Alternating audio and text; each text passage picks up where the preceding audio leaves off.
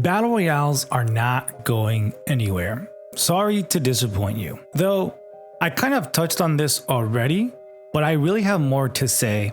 And I kind of want to explain that not all Battle Royale enjoyers, enthusiasts, lovers are the same, and that this genre has reached its final form. It's time for you all to learn what kind of Battle Royale player you are, so that way, just maybe, we can stop this stupid Battle Royale debate.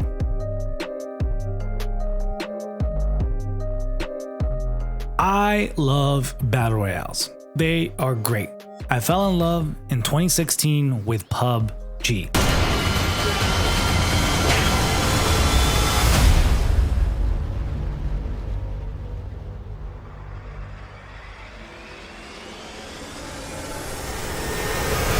And that is where we're going to start our history review. Battle Royale is simple.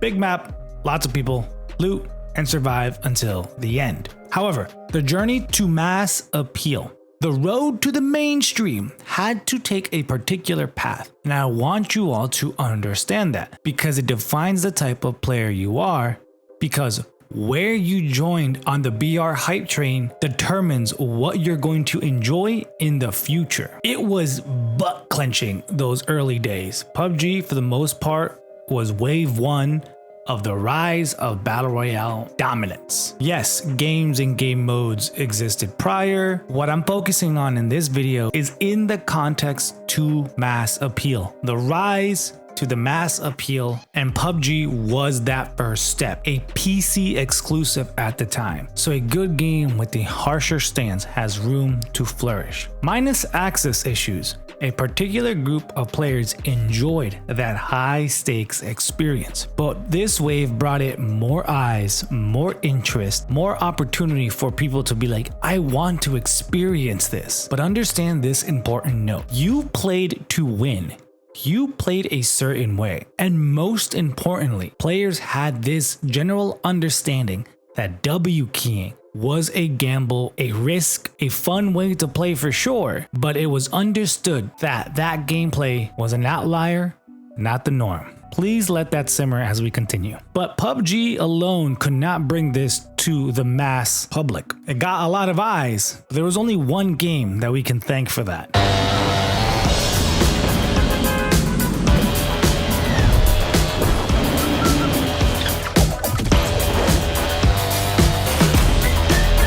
Fortnite is wave 2 of the rise of Battle Royales. The GOAT of all GOATs. No denying the impact that Fortnite had, not only for the Battle Royale genre, but for gaming in general. However, strictly on the Battle Royale experience, it still had that core identity. A big map, you loot, survive. However, this was truly the first big step in mainstream dominance. A simplified loot system, simplified weapon system, a cartoonish friendly look appeal. Plus, and key, the first to break into the mainstream market of hardware, consoles. What Fortnite did at the time was huge because of one key thing, a brand new concept that truly made everyone, game veterans, noobs, be at the same level.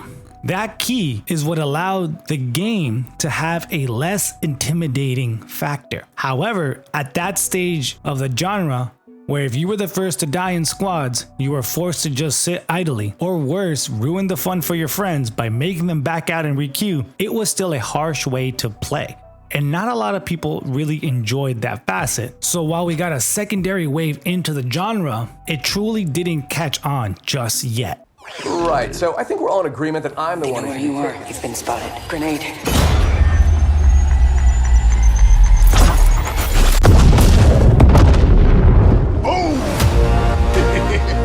Kodai Squad wins again.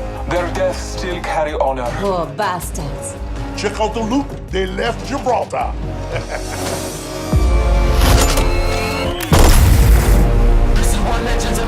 Wave 3 changes the game. Apex fucking Legends. Oh, do I miss you, Old Flame. This goddamn game started Wave 3, nuking us out of fucking nowhere and literally shaping what we expect battle royales to play in today's age. Like, put some respect on this goddamn game. Without Apex, you never would have gotten the ping system or the respawn system in this genre. Don't forget, as soon as Apex came out, literally the season right after, Fortnite added both systems, both features into their game. Apex changed the game, simplifying it, casualifying it just a tiny bit. Apex was truly the pivot point, the first step in reducing the harshness of death, making it much more massively appealing. But not only that, it had the DNA of Titanfall, a gem with just terrible timing, but truly one of the best first-person shooter gunplay we have seen. Apex was truly the first game to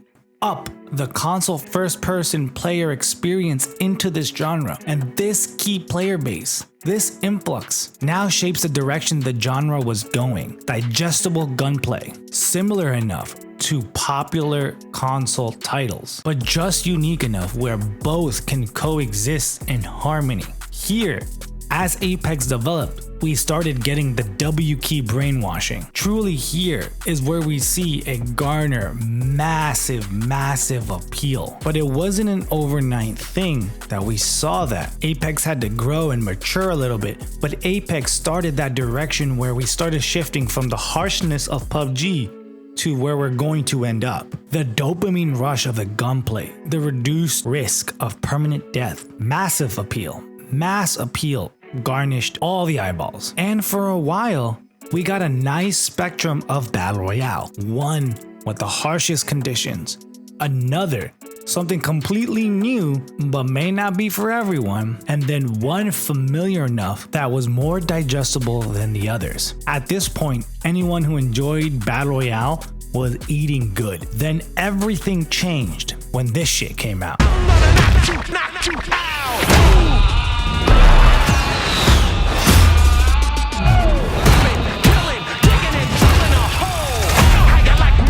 Pandemic hit and we hit the final form of battle royale. The most casual, the most baby version, hits the massives, dominating the entire industry, truly cementing battle royale as a gaming staple and something that every gamer who enjoys first-person shooters or shooters in general wanting to see in the future. The wins Warzone introduced to this space, Wave 4, the final wave, cannot be understated. Some may consider the most damaging wave if you consider it's the most casual version of Battle Royale, but a win is a win.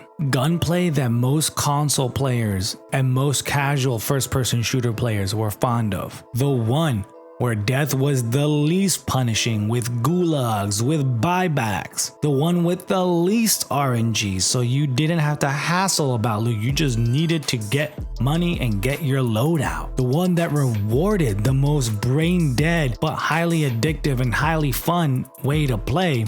The W key staple, the idea of just pushing fights and not caring. Warzone was Call of Duty that played like a battle royale. The most appealing first-person shooter just created the most appealing battle royale. And that brings us to today. Why are these four so important, and why did I spend so much time covering each game? Because the road to where we are today had to take a particular path. Battle Royale had to grow into an accessible, diluted form. Go back to what I was describing how OGBR played. Slow, patient. OG Battle Royale players understood that fighting a risk, a gamble, and with a win at stake, running to every fight or W keying was not the way to secure a win, or really what this game mode skill expression is. While yes, it's fun, engaging, adrenaline pumping, shit, you know PUBG had those moments, military base, Punchinki, school, like it's not like PUBG was immune to the hot dropping phenomenon. But the thing is, there were still players who understood one thing, fucking patience. And don't you say you need movement now because God, I am about to have a whole ass rant because you guys are conflating movement and skill expression, and that's just idiotic. But man, PUBG is still holding numbers. So clearly, you don't need to be a particular type of game or have a particular type of feel to it to dominate. Each of the Battle Royale waves brought innovation and honestly staples in the genre. PUBG, Fortnite, Apex, Warzone. While I may like some games more than others, the impact these games have had are undeniable. But I think we have it all. From the most punishing to the least punishing, the most intricate to the most simplest. I think there is a battle royale that anyone can jump into now. Not all battle royales have to play the same, and you don't have to just be one particular fan of. We have 4 titans of battle royale, and I think that's the final form of this genre. So the real question is, what can the next one really bring to the table?